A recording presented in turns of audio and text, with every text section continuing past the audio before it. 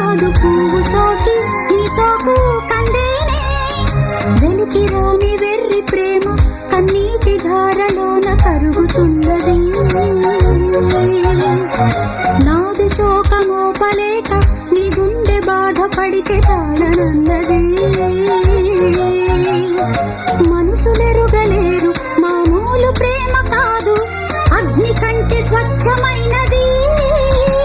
మమకారమే ఈ లాలి పాటగా రాసేది హృదయమా ఉమాదేవిగా శివుని అర్ధభాగమైనాలోన